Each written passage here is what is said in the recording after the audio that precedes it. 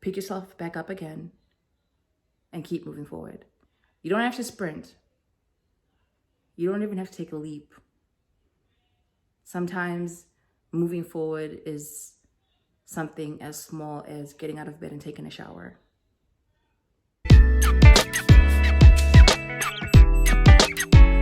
Hello. Welcome back. It's the first day of the year. Happy New Year. 2020 is over. Thank you, Jesus.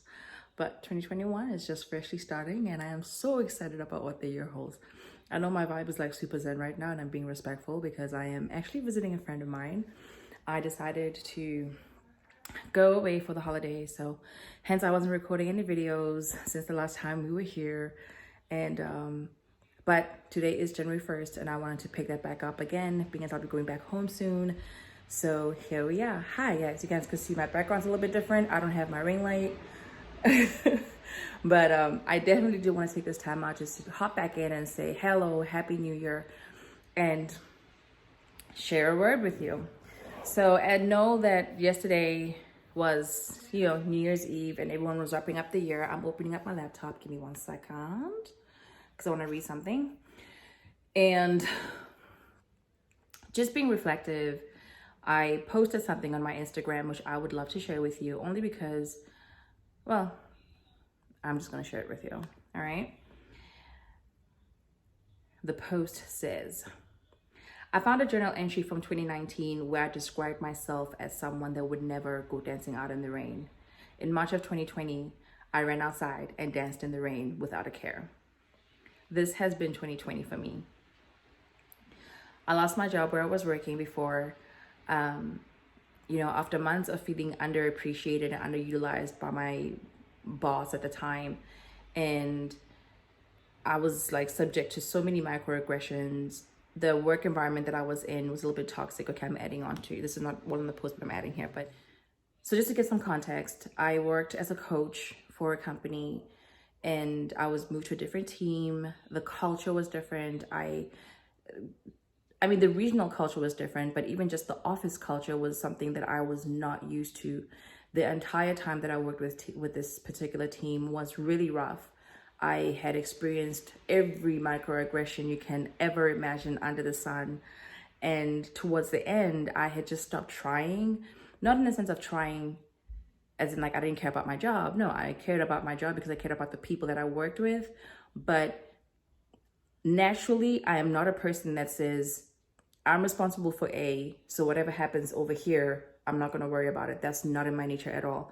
If I'm responsible for A, but I understand how B works and I can be of help in any kind of way, I'm going to try and help.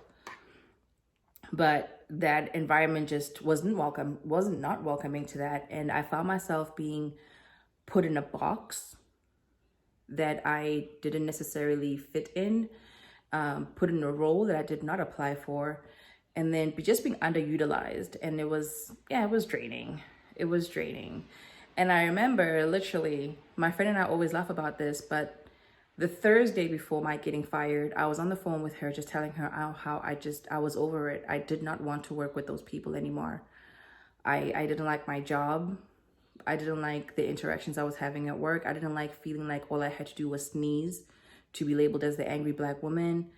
And because that's what it had come down to. So I lost that job in February, and then COVID-19 happened. And I remember throughout the whole year, I had this weird, it wasn't really weird. Throughout the whole year, I went through 2020 with a knowing that things are going to be okay. I had moments where I was great. I had moments when I wasn't great. There were genuinely days where I just didn't want to deal with people. And not even because of quarantine, where I didn't want to be bothered because I was dealing with myself. And through those moments, I feel like Spirit carried me through the most. And throughout the year, God showed up for me every single day. When I lost my job and then COVID I started a business. And I was slow in doing it. I was taking my time with it only because I was also focusing on my relationship with myself and working on me, my relationship with myself, and reconnecting with my own spirit, and making sure that I was going to come out of whatever this was a better version of myself. Let me tell you, let me tell you. Throughout the year, I found myself surrounded by grace, whether I was extending it or receiving it. And I didn't really experience pain or loss, or like those emotions never came up for me. What I did experience a lot of was gratitude. There was definitely some frustration. There was some pain, like around the George Floyd protests. Yeah, I went from being angry to being hurt to being protective of myself as a Black woman, to being protective of my friends as Black women and Black mothers, and then to being protective of us as a people from, just the almost abusive type of behavior that says, hey, as a society, we're going to hurt you, and then come to you to help us heal our issues and help us understand how we hurt you, And these are the conversations I was having with my friends, and I'm sure we all were around those times. It was a very trying year. So that happened. My own life changed drastically because, didn't have my job anymore. I went through a phase where I was like, I'm just gonna bounce around the country, but then I didn't take COVID into account, so that didn't really work out, and I had to go back to the drawing board. And that's something else that I was doing a lot, just going back to the drawing board and saying, fine, so this didn't work, but where is this pointing me to? Throughout the whole time as I was going through this, again, I relied heavily on my connection to myself, my connection to source energy, and my being able to be led. 2020 taught me how to allow myself to be led. 2020 taught me how to surrender. 2020 taught me how to make plans but leave room for spirit. Because when I tell you that as the year rounded up, God showed up and showed out for a sister, you won't even understand.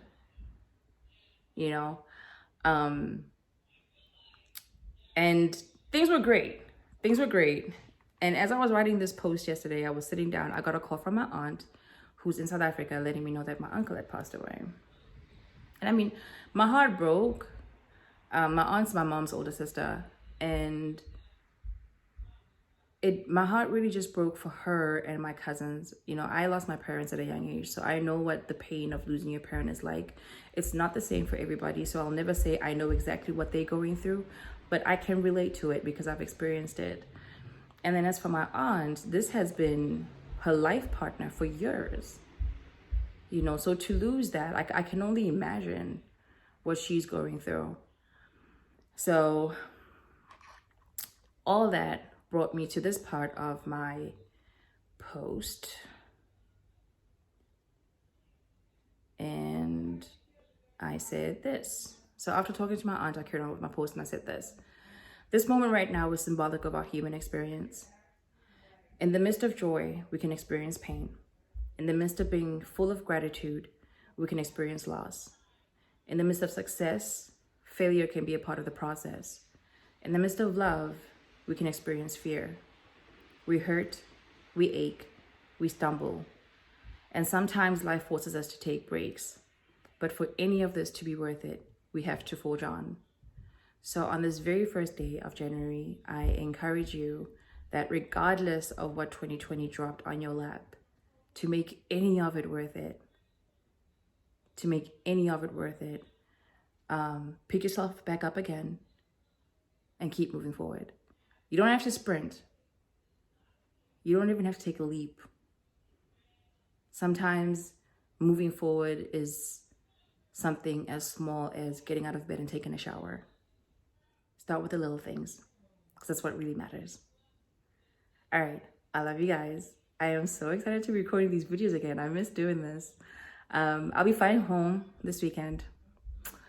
I've had a really great time connecting with my friend. It's been a great experience. It was nice to step away from my normal environment. Yeah, I love you guys. Till next time, ciao. Thank you so much for tuning in. Take a quick screenshot of this summary of the challenge and don't forget to like and subscribe so you don't miss any more updates. All right, see you around.